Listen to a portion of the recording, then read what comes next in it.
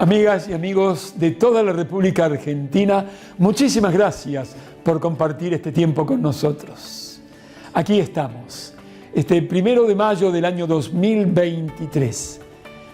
Como de costumbre tenemos todas las semanas historias de vidas que son ejemplos por seguir.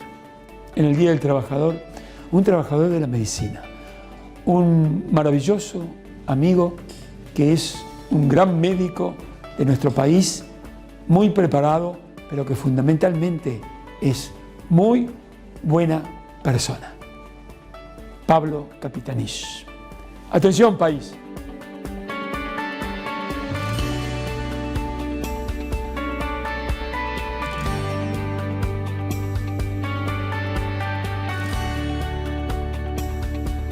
Muchísimas gracias, Pablo, por prestarte, como te dije fuera de cámaras, a esta charlita, a este diálogo, que pretende ser un reportaje. ¿Cómo estás?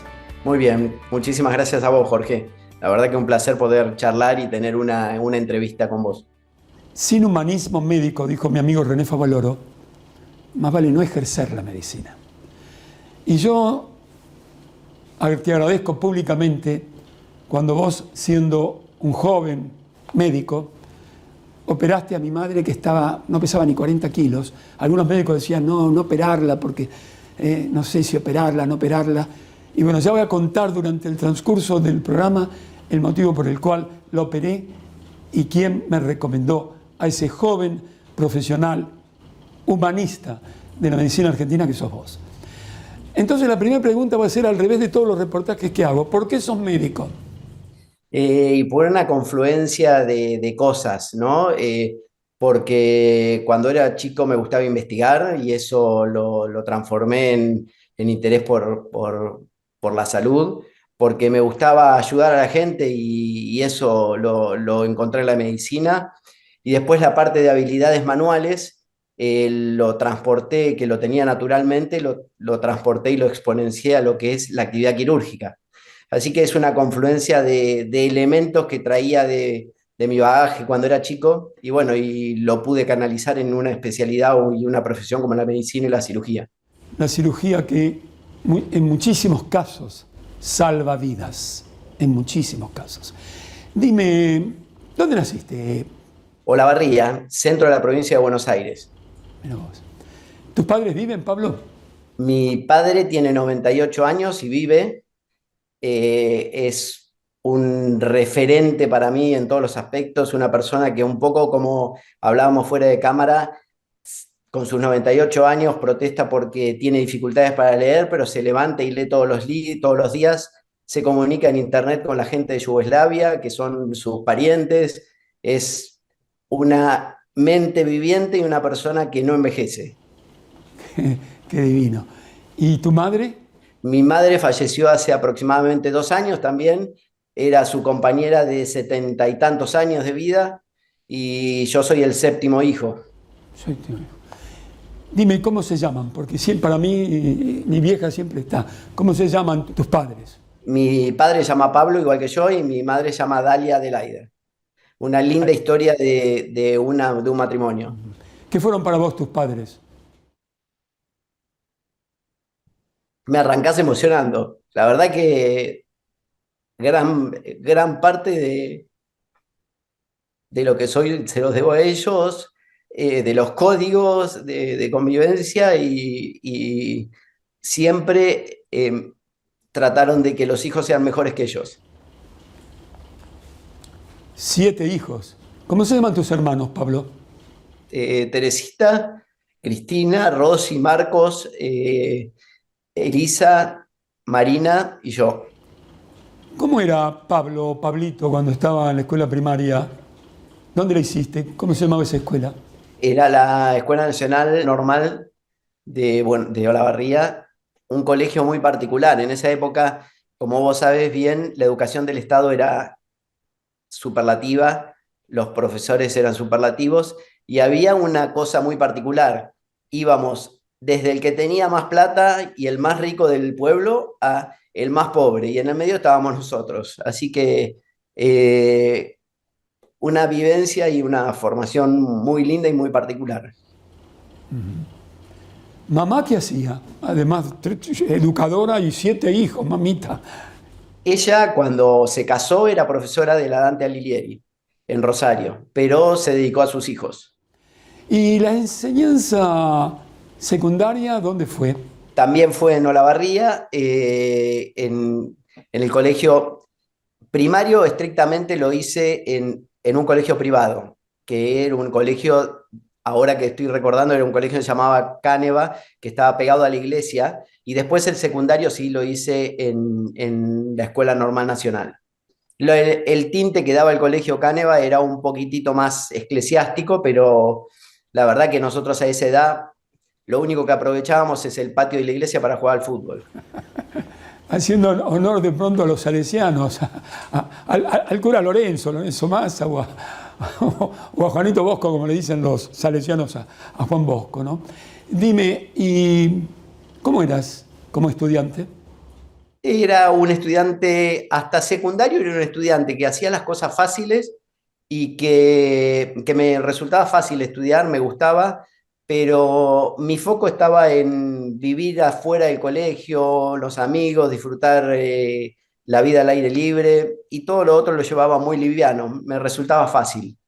¿Sí? Tenía también dentro de mis hermanos, una de mis hermanas que es profesora de matemática y física, así que era la asistente que tenía un instituto de apoyo, la asistente de todos mis amigos, así que yo la llevaba muy tranquilo.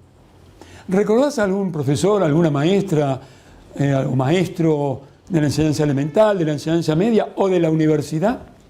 Del secundario un montón. Los primeros que marcaron la carrera, mi profesora de biología, que nos hacía ir en extra clase a hacer investigaciones científicas en el laboratorio, a mi profesor de dibujo, a, a mi profesora de manualidades que me decía que iba a ser cirujano desde el primer día y que terminó siendo una paciente mía después de tantos años y que me decía, siempre me dice cada vez que va al hospital, que tiene muchísimos años, me dice, yo te dije que ibas a ser cirujano. Y después, en la facultad, sí, genios. Tuve el placer de estudiar en la U, así que si nombro algunos, me quedo corto en nombrar a todos los demás. Hemos podido apreciar hasta ahora el motivo por el cual yo, que entrevisté a muchísimos científicos y médicos, la sensibilidad de este hombre bueno, de este médico argentino, la sensibilidad al hablar de los que le dieron la vida y lo formaron, sus padres, de sus profesores. No sé cómo hice para seguir esto. Es por ello que resalto lo que dice René Favaloro, el humanismo médico. Miren que yo conozco muchísimos cirujanos y médicos, pero como diría la abuelita que no tuve, Cruz Diablo, si me tuviese que operar de algo, a mí el único que me opera es este hombre. Porque reitero, este hombre, que me fue recomendado por una instrumentadora y me dijo que a tu madre, que pesaba 40 kilos, hemipléjica, con muchísimos problemas, que algunos médicos me dijeron que no había operarla, que era un riesgo, ella me dijo que lo opere Pablo Capitanich, un hombre joven, es humano y es muy inteligente. Y bueno, él lo operó. Por eso esta entrevista. No tuve motivos para entrevistar médicos y científicos tan cercanos a mi sentimiento, a mi dolor en ese instante, a mi incertidumbre, como el hombre médico que estoy entrevistando hoy, que, bueno, que se emociona por los padres y por un profesor o profesora. Bueno, perdón, Pablo, dime, vos hiciste toda una carrera en la mayor parte en el hospital alemán, pero tuviste algunos pasajes por la docencia. Quisiera que me hables un poquito de tu carrera, de tus inicios, de lo que fuiste llevando, de lo que tuviste que sortear, los esfuerzos que tuviste que realizar, lo que tuviste que aprender. ¿Y cuánto tiene que ver, en todo caso, ahora que seguramente tienes algunos discípulos el humanismo, la perseverancia, la constancia, la pasión, la inteligencia y el amor por lo que se hace? Bueno, voy a tratar de ser lo más resumido posible. Creo que cuando decidí venir para Buenos Aires, mi padre me dijo, bueno, si vas a estudiar, yo te sostengo los estudios hasta que te recibas y si no, tenés que dedicarte a trabajar. Así que me vine para acá, busqué un departamento la primera vez que llegué a Buenos Aires, que lo conocía muy poquito, me tomé el colectivo al revés, así que di la vuelta a Buenos Aires y después empecé a vagar. Era todo un reto para mí porque casi todos iban a estudiar a un símil Olavarría, que era La Plata, un pueblo donde estaban contenidos. A mí me gustaba hacer un NN. Así que con mis más amigos nos vinimos para Buenos Aires a estudiar acá, cada uno en su carrera. La facultad me pareció también un reto lindísimo, me pareció fácil, hice amigos rápidos. eh, bueno, tenía todo el tiempo para estudiar, así que eh, era algo en lo cual sí puse el foco en eso, a diferencia de cuando estaba en el secundario, que ponía el foco en la actividad que hacía con mis amigos y al aire libre. Acá me dediqué a la medicina y me encantaba. Bueno, como te comenté durante toda la carrera, millones de referentes en lo médico y también en cuando pasamos al asistencial, en la calidad de atención de los pacientes. Y bueno, posteriormente creo que soy una marca registrada del Hospital Alemán porque surjo como especialista ahí, fui uno de los primeros de la residencia de cirugía, el primer jefe de residentes, tuve compañeros, pares, educadores, todos de muy buen nivel, y me dieron la posibilidad de seguir creciendo. Después hice una formación afuera, me fui a Estados Unidos, ya casado, que quedó mi familia acá, me fui a hacer una subespecialización en cirugía de hígado, vías biliares y páncreas, al Memorial, y también en paralelo estuve en el Mount Sinai, y posteriormente, bueno, me estaban esperando para que retome mis actividades en el hospital, como hoy se hace con todos los futuros médicos del hospital, del servicio de cirugía por lo menos, y de gran parte de los otros. Y con respecto puntualmente a la pregunta que dijiste de la humanidad, del trato con los pacientes, creo que tanto a nuestros discípulos, porque yo trato de hablar en equipo, no de personalizarlo en mí, sobre todo en la atención quirúrgica, creo que es un pilar muy importante el estado, la atención y la humanidad, el estado de tratar de contener a la gente y de estar desde ese punto de vista, porque quieran o no, en una atención quirúrgica uno está sometido a estrés, miedos, y si hablamos de patología oncológica como la que manejo yo, sobre todo a miedos de proyección al presente y al futuro, ¿no? Entonces creo que eso es vital. Y la otra parte que también es importante y te atañe a vos es los familiares, porque uno a veces se olvida de los familiares y son tan importantes como los pacientes. Así es. Claro, y hoy el amor de tu vida de hoy, ¿cómo se llama? Que seguramente es el sostén de una profesión, la cirugía médica, que es en algunos casos una palabrita de moda estresante, ¿no? ¿Quién te acompaña? ¿Cómo se llama el amor de tu vida de hoy? Se llama Pamela, la conocí en el hospital en mi actividad que no era asistencial, sino cuando estaba como secretario de dirección médica. Ella es licenciada en administración hospitalaria, una persona sensible y que entiende me entiende más de lo que me entiendo yo. Tolerante, compañera y siempre cariñosa. ¿Cuál es el avance de lo que el gran público lee, escucha, de la robótica en cirugía? Y la robótica creo que es lo que fue en su momento la cirugía laparoscópica mini invasiva, que hoy en día hace un cambio radical o va a ser un cambio radical en el futuro próximo de cómo entendemos la cirugía, sobre todo, porque da una versatilidad para manejar para realizar ciertas cirugías que no la da ni siquiera la cirugía laparoscópica.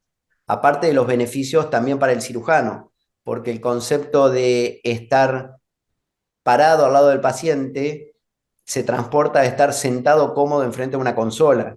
Y si eso lo transportamos en un ejemplo a una cirugía de páncreas que puede durar 4 a 6 horas por vía convencional, por vía laparoscópica puede durar entre 6 y 8 horas, pasarlo a hacer desde parado del paciente sin descansar a estar sentado en un sillón como estamos charlando nosotros, con todos los beneficios que tiene la robótica mirando una pantalla, creo que eso es el presente más que el futuro. Y seguramente en el futuro, no me imagino cómo va a ser, pero va a ser aún más sorprendente, ¿no?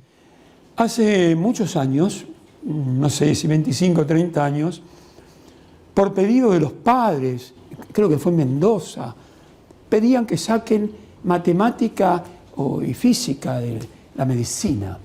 Yo en ese momento hice una crítica dura, porque además lo peor de todo es que la Facultad de Medicina, creo que en la Universidad de Cuyo, había aceptado esa protesta de los padres. Y cuando uno ve y escucha la robótica y todo toda la tecnología necesaria, me parece que los médicos deben, no sé, corregirme si no es así, estudiar matemática, física y química, ¿o no?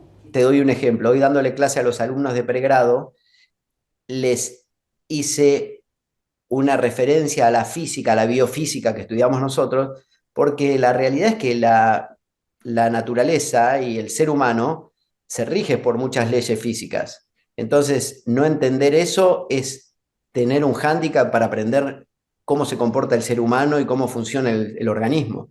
¿Sí? Así que, sin duda, eso es necesario. Lo que sí probablemente tenga que ponerse en crisis es la forma como estamos haciendo y educando en Argentina a los médicos. Creo que hay tantos avances y tanto conocimiento que me parece que la carrera ya debería ser estructurada diferente, con un pregrado más corto y abocarse a la especialidad, que hay mucha información que si no, y tiempo que para el profesional lo agota, ¿sí? Una pregunta para el gran público, ¿no? Cuando se habla del páncreas, cuando se habla de cáncer en el páncreas, estamos hablando, esta es la imagen y es el precario, que es lo que tenemos del conocimiento sobre el páncreas. Entonces se atemoriza, uno dice, bueno, cáncer de páncreas sonaste. ¿Cómo es la historia? El cáncer de páncreas tiene mala prensa.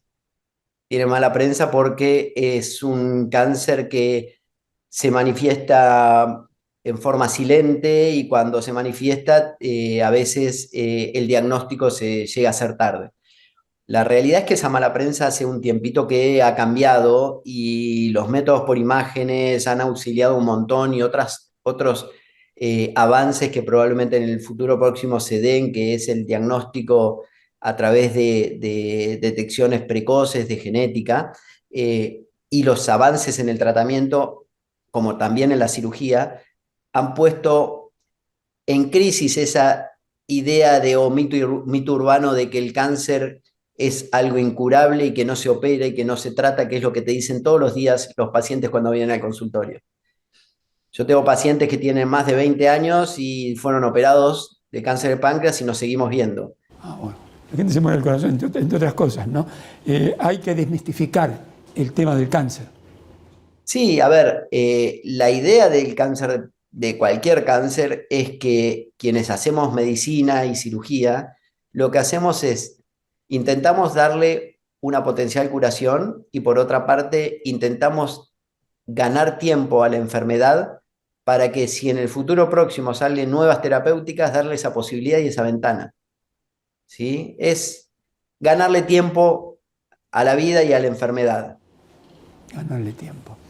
Y en el hígado hay un gran avance, ¿no? Desde el trasplante del hígado hasta todo lo que se puede llegar a curar. La cirugía, ¿en cuánto influye en la cura de una problemática hepática? Y bueno, en el hígado ha avanzado mucho más porque las enfermedades del hígado pueden ser primarias del hígado, que como bien decís vos, la mayoría de las veces cuando tiene una enfermedad crónica del hígado, el trasplante lo puede resolver, aunque sea una enfermedad benigna. Y las enfermedades malignas del hígado se pueden tratar con trasplante o con otras terapéuticas quirúrgicas, etcétera, pero el tratamiento ha mejorado mucho esto. Y con respecto a otras afecciones que afectan el hígado, que son metástasis de lesiones malas, estamos hablando de lo malo, ¿no? También hay cosas buenas. Las enfermedades que dan metástasis en el hígado, sobre todo el cáncer colorectal, tiene muchos avances y tiene mucho mejor pronóstico y hacemos cirugías muy agresivas sobre el hígado, aprendiendo un poco de lo que nos trajo el conocimiento y quitarnos los miedos con lo que se aprendió de trasplante y con la cirugía avanzada de hígado. Por lo cual, hoy la cirugía de hígado en el tratamiento oncológico, por ejemplo, del cáncer colorectal, es algo que ha hecho que él cambie radicalmente el pronóstico del cáncer colorectal, ¿no? Mira vos. Y la vesícula, ¿no? De lo que se habla, porque hay gente que dice, tiene piedras en la vesícula y de pronto no está tratada a tiempo y una de las piedras, o dos o tres o varios, empiezan a ir por determinados lugares, ocasionando que un trabajo mucho más importante desde el punto de vista quirúrgico, ¿no? ¿Cómo estamos en eso? Hablaste, la cirugía laparoscópica se sigue haciendo, hay un avance sobre una intervención quirúrgica en la vesícula. ¿Cómo es actualmente? Los cálculos de vesícula se operan desde la época de Egipto de la misma forma. Se saca la vesícula, que es la que está enferma con productora de cálculos. Lo que cambió es la agresividad nuestra sobre el paciente, que antes se hacía por vía convencional casi sin anestesia, después por vía convencional con anestesia. Hoy, yo que viví la era del inicio de la laparoscopía, empezábamos con miedo y hoy se es mucho más arriesgado me refiero, no arriesgado, sino porque hay con buena contención, ¿no? Pero hoy un paciente se opera y casi en forma ambulatoria, se va casi enseguida. ¿Sí? Probablemente en un futuro próximo o se descubra un tratamiento para la litiasis que no requiera tratamiento médico, tratamiento quirúrgico, o quizás seamos aún menos agresivos, ¿sí? Hay proyectos de cirugía robótica que están haciendo en investigación en la NASA, por ejemplo, que es endocavitaria, que se mandan robots que se acoplan, se ingieren por vía oral, abren el estómago, se manejan por radiofrecuencia y vuelven al estómago y después los eliminás y terminaste de hacer la cirugía. Son cosas que Julio Verne creo que se quedó corto y que nosotros estamos viendo eso, ¿no? Estamos viendo esa era y una era en la cual a lo mejor uno se siente incómodo porque no termina de entender la situación. Dime, Pablo, también preguntas para el gran público, porque lo mira toda clase de gente, ¿no? De pronto, personas como yo que no entienden nada. La pregunta es, ¿se pueden prevenir las enfermedades pancreáticas, hepáticas, biliares? ¿Se puede prevenir eso o no? A ver, claramente uno puede prevenirlas y puede hacer un diagnóstico precoz en ciertas enfermedades y en otras no. Pero sí, hoy la medicina está en busca más de la prevención que del tratamiento, ¿sí? Y sobre todo en las enfermedades que son en las neoplásicas. También podemos prevenir complicaciones de patología benigna. Como vos decías, bueno, esto de la litiasis vesicular, bueno, antes con la falta de diagnóstico, con la falta de conocimiento de los pacientes, porque los pacientes también ayudan conociendo un poco de síntomas, de enfermedades, etcétera, ayudan a hacer una consulta precoz. Y eso es para nosotros muy, muy importante. Entonces, sí es importante la prevención y se puede hacer prevención de patología benigna y maligna. Recuerdo haberte ido a ver para saludarte por lo de mi vieja varios años después, y yo, que había sido operado de 2 hernias simultáneamente, inguinal, me había dicho un médico, dice, no, me parece que tenés que operarte de nuevo. Y te fui a ver y me revisaste y me dijiste, no hay que operar nada. Evidentemente, cumplís tu misión de cirujano en los casos que realmente así lo considerás. No es operar, todo operar, inmediatamente operar, ¿no es así?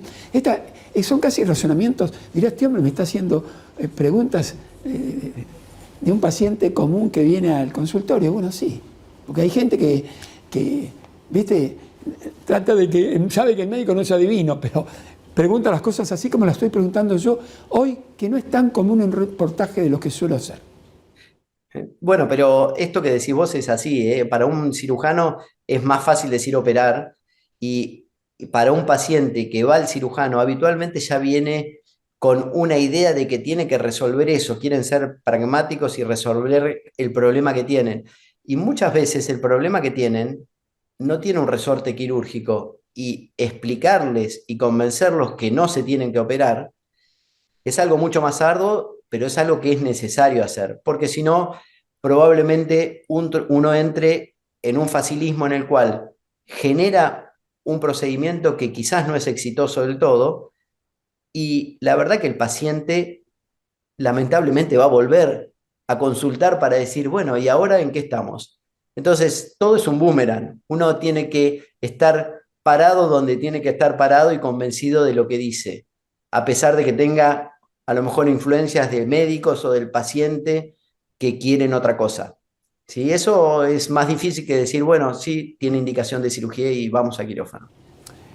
Entre tanta gente que entrevisté, Pablo, venía al programa 2 o 3 veces o más el profesor Tato, un otorrinolaringólogo que hizo implantes cocleares hasta los 97 años. Una eminencia en materia de otorrinolaringología. Y la secretaria me decía, yo no sé, este hombre parado, el pulso que tiene a esta edad, ¿no? Y tengo que estar parado todo el tiempo. Y tenía 90, hizo implantes cocleares hasta los 97, venía al programa en vivo que yo hacía con 200 jóvenes detrás, con científicos, cuando tenía 92, 93 años. Claro, la robótica ahora, por estas cosas que estamos diciendo, va a facilitar ese trabajo, pero mientras tanto, el pulso, el estado físico y mental de un cirujano tiene que estar siempre a 10 puntos, ¿o no? Sí, la verdad que sí, que físicamente siempre es un reto y sobre todo las cirugías largas, grandes y que tienen hasta un estrés emocional. Como decís vos bien, en la robótica compensa los temblores, etcétera, pero yo creo que el cirujano tiene una vida útil y con la exigencia que tiene la medicina, creo que tenemos muchísimo tiempo abocado a la formación continua y a la actividad que es desgastante. Y qué mejor que hacer el pico máximo de su vida en la etapa útil de su vida y después disfrutar de lo que uno formó y que esos que formó sean tan o mejor sólidos que uno para poder tratarlo a uno cuando envejezca. Y después saber reinventarse, esa es mi idea, saber reinventarse en otra cosa para cuando le llegue la jubilación, hacerlo con altura y no que lo retiren a uno. Suele decirse, Pablo, y en este caso hay apreciaciones de grandes cirujanos, que ustedes transcurren en ese tiempo, en sus trabajos, entre la vida y la muerte. ¿Cuál es tu visión? Y bueno, uno cuando elige una especialidad como la cirugía y sobre todo entre las cirugías de alta complejidad como las que hacemos en hígado, vías biliares y páncreas, uno se siente en esa situación. A veces tiene la sensación de tener la capa de Superman.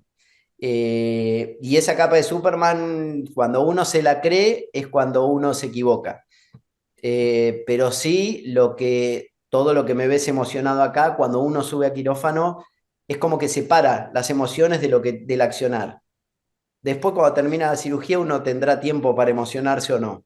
Pero en la cirugía uno trata de evitar que intervengan los sentimientos en el acto quirúrgico porque es la forma de tomar las decisiones más objetivas. Situaciones como esta en las que uno se siente que está en una sensación entre la vida y la muerte, en una cirugía grande de páncreas, estaba con un paciente en el cual venía la cirugía perfecta y sin más empiezo a ver que el paciente está empezando a entrar en paro cardíaco. Entonces le aviso al anestesiólogo y el anestesiólogo me dice que lo va a ver, que le parece que sí, que puede llegar a ser, y a los 2 segundos entra en paro cardíaco y lo masajeamos al paciente, le hicimos reanimación cardíaca y a los 10 minutos se recuperó y terminamos la cirugía y hoy la paciente está viva. Así que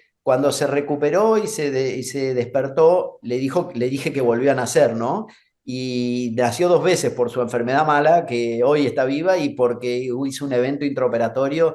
Entonces, esas cosas sí nos hacen jugar a nosotros entre la vida y la muerte y nos hacen sentir en una situación muy particular. Y como te decía recién, hay que saber hasta dónde manejar eso, porque a veces uno toma actos desmedidos y se cree realmente eso. ¿Te ha tocado operar a algún amigo especial o algún familiar? Sí, a mi cuñado que lo operé y el otro día me mandó un video de un chiste muy, muy divertido. Me dice, mirá que si no te va bien conmigo, tu hermana se va a vivir de vuelta con mi suegra. Bueno, Pablo, muchísimas gracias por haberte prestado esta charlita, este diálogo contigo. Me has dicho fuera de cámaras que tienes 2 hijos, creo. ¿Cómo se llaman? Mateo y Lourdes, ¿Sos abuelo? aún no, pero son la perla de mi vida. Los dos son una cosa perfecta, ¿sí? Así que me alimento de ellos cada vez que puedo, ¿sí? Y los vivo, los disfruto y los acompaño. Son compañeros. Muchísimas gracias por esto que dices, con la emoción que lo manifiestas, porque me parece que hay que revalorizar el sentido de la vida, ¿no? Y hay que revalorizar el sentido de la vida desde el punto de vista humano, con aquellas personas que nos aman, a los que amamos, a los que nos acompañan en el transcurrir por la vida. Ha sido un placer inmenso para mí. Entiendo que en la vida hay que ser agradecido para recibir una gracia y no ser un desgraciado, y yo agradezco a vos, te agradezco, Pablo, por lo que hiciste por mi vieja. Vos dirás, bueno, es lo que hago y lo que puedo y lo que hago durante toda mi vida. Te pido, para terminar, un mensaje para los jóvenes médicos. Eso sí me interesa, de un profesional de la cirugía argentina como vos. Nada, que si decidieron una carrera como la medicina en la cual uno se tiene que abocar a los pacientes, lo hagan con una entrega completa, que sean apasionados y que no pierdan nunca, o si la pierden, que le vuelvan a buscar esa llama de la pasión, porque la medicina devuelve, a lo mejor no a veces con rédito económico, pero con otras situaciones u otras formas, algo que son regalos invalorables, ¿no? Sí, que son los agradecimientos de los pacientes, el poder hacerse amigo de los pacientes a lo largo del tiempo y bueno, y obviamente también la actividad que comparte uno con los profesionales que llevan esa misma vida. Y te agradezco a vos, Jorge, por darme este espacio y perdón por las lágrimas, pero soy así. Son lágrimas de alegría, no de tristeza. Así que te reagradezco por darme este lugar. Y yo humildemente, a lo que ha dicho este profesional de la medicina argentina, que yo quiero mucho, él tiene lograda, Pablo, como tantos otros, la fama póstuma que no busca, pero la tiene lograda. Porque alguien va a decir, un abuelo, a mí me operó tal médico de tal cosa y me dio 20 años de vida. A veces me parece que esto, Pablo, con mucha humildad lo digo, debieran saberlo los jóvenes médicos. Que de pronto con su accionar médico, con honestidad, con inteligencia, con pasión, con amor, palabra que no se usa, están en el corazón de sus pacientes. Gracias, Pablo, y hasta cualquier momento, si Dios quiere. Gracias, Jorge. Un beso grande.